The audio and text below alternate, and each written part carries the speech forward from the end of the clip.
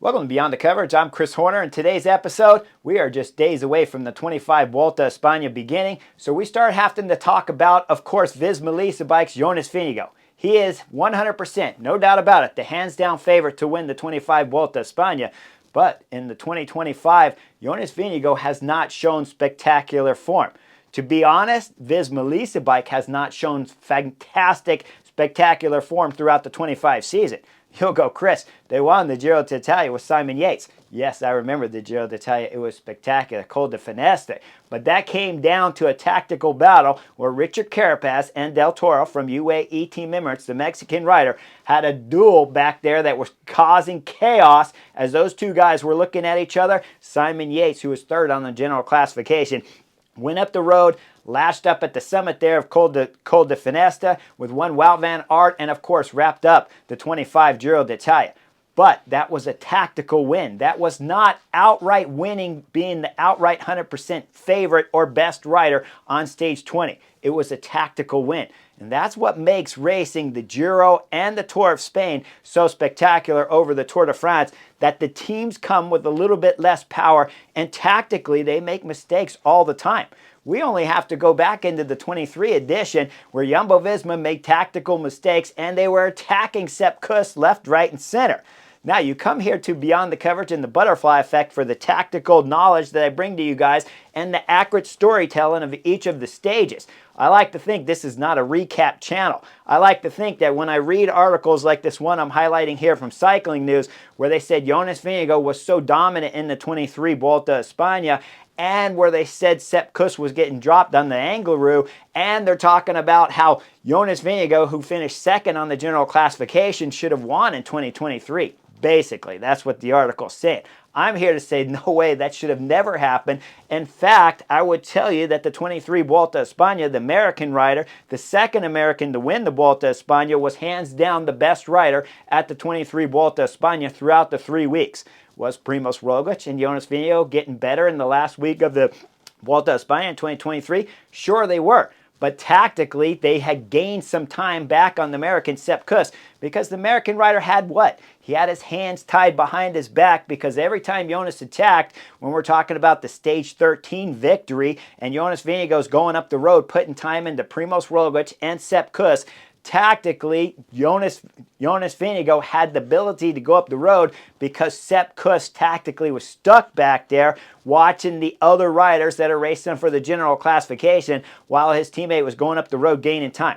Now, on stage 13, that was a good tactic to go up the road, but when we start looking at the general classification after stage 13 of the 23 Vuelta a España, Sepp Kuss is first, Primož Roglič is second, Jonas Vingegaard is third. At that moment, there is no more attacking your teammate called Sepp Kuss. At that moment, the tactic should have been you control the race, you protect the race, you follow the other attackers throughout the Vuelta a España, and you wrap it up for Sepp Kuss. If he was to have a bad moment and drop, you have the green light to go up the road and win the Vuelta a España, but you do not have the green light to attack your teammate. When we start looking at the finish of that last week of the Vuelta a España, especially on the Angliru, we know that Sepp Kuss had amazing form and deserved the victory of wearing the race leader's red jersey for the second American after wrapping it up there. But we also know that when you look at Jonas Vingegaard and Primož Roglič, that there was drama throughout that team. Now, when we start fast forwarding, we know Primož Roglič left Visma Lease Bike. We know that he won last year's Vuelta a España.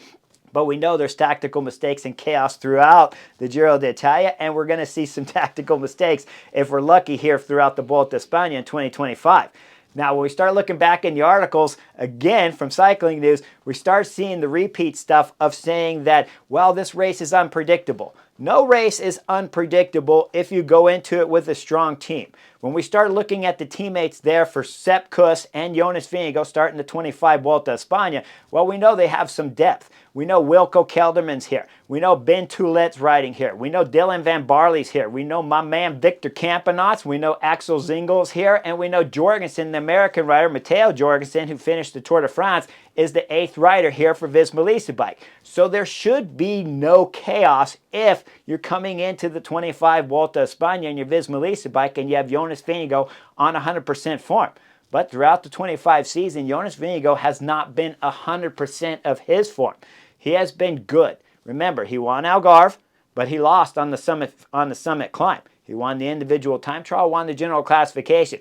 Went into Paris-Nice, again lost summit climbs to UAE team members, and then crashed out with a concussion issue. Then we saw him back at Dauphiné, where he told everyone he was seeing his best power numbers, yet still lost to Tadej Pogacar and still had Lipovic close on his wheel. We fast forward into July, where Jonas Vingegaard had the battle against Tadej Pogacar. You cannot complain about coming second at the Tour de France to Tadej Pogacar. But if we're comparing his form, even though he said he was seeing his best numbers, I'll tell you there's no way he was seeing his best numbers, because too much of the competition, not named Tadej Pogacar, was too close to the back wheel of Jonas Vingegaard throughout the mountain stages of the 25 Tour de France, which tells us what? It tells us when we start the 25 Vuelta a España that there could be some competition for Jonas Vingegaard, because his form is not 100% what it has been when you compare it to 24, 23, and 22 seasons. So that means when we look over at UAE team members, when we're talking about Almeida, the Portuguese rider, and when we're talking about the Spaniard there, Juan Ayuso, we know that there's a possibility if Jonas Vingegaard is not riding 100% at his best of like 23, 24 seasons, we know if he comes down and he has off days like at the 25 Tour de France, at the individual time trial, and the first mountain stage where he lost 2 minutes and 10 seconds to Tadej Pogacar, we know if he brings that type of form into the Vuelta a España, that Jonas Vingegaard might not win. So the question is, when we're talking about chaos and you start seeing articles written about how these races are not controlled and anything can happen, anything doesn't just happen unless the strongest team in the race allows it to happen.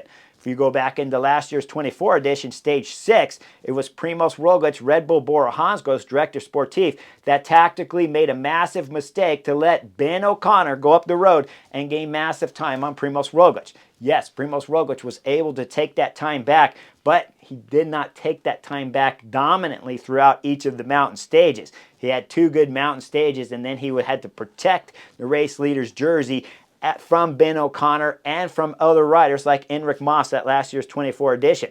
So make sure you guys like and subscribe, because when we get into the 25 Vuelta a España and you're talking about UAE team members battling against, of course, Visma Lease Bikes, Jonas Vingegaard, we don't know exactly what kind of form that the rider from Denmark can bring in, and whether or not if he can be dominant like we saw at 24 and 23 and 22 seasons. We don't know for sure if he can bring that type of form in, because we have not seen it throughout the 25 season. That's why when you look at the resume of Jonas Vingegaard, he doesn't have so many victories littered throughout the 25 season. Really, it's Algarve, right? Algarve, the individual time trial and the overall classification, and that's a small race. He did not win at the Tour de France. He did not win at Dauphiné, and he did not win at Paris-Nice. So the 25 Vuelta a España for Jonas Vingegaard is a huge mark here for the rider from Denmark to see if he can bring back his level up to the top percentage that he's shown in years past.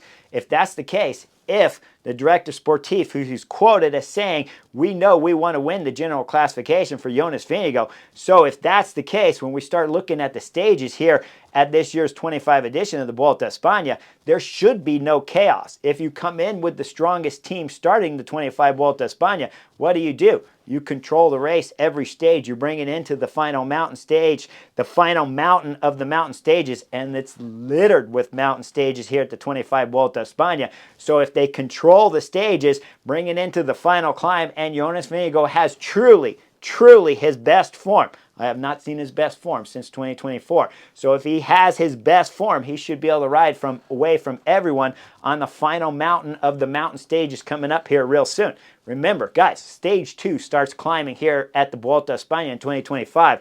It is littered. This is a climbing stage, climbing GC race here at the 25 edition of the Vuelta a España. There's no doubt about that. So if you don't want chaos and your Visma Lease bike and Jonas Vingegaard is 100% on form, it's easy to avoid chaos. Control the pace every stage. Allow Jonas Vingegaard to drop everyone on the final mountain. And if he's the best, he will. If he doesn't, we're going to see a great battle here at the 25 edition, because we know Almeida's been riding good And we know Juan Ayuso's been riding good throughout the 25 season. Now, can Almeida bring his top form in here? I couldn't tell you that. We're going to have to wait and see, but it starts on stage 2. So make sure you guys like and subscribe because the pressure is on Jonas Vingegaard, the hands-down favorite to win the 25 edition of the final Grand Tour in the 25 season.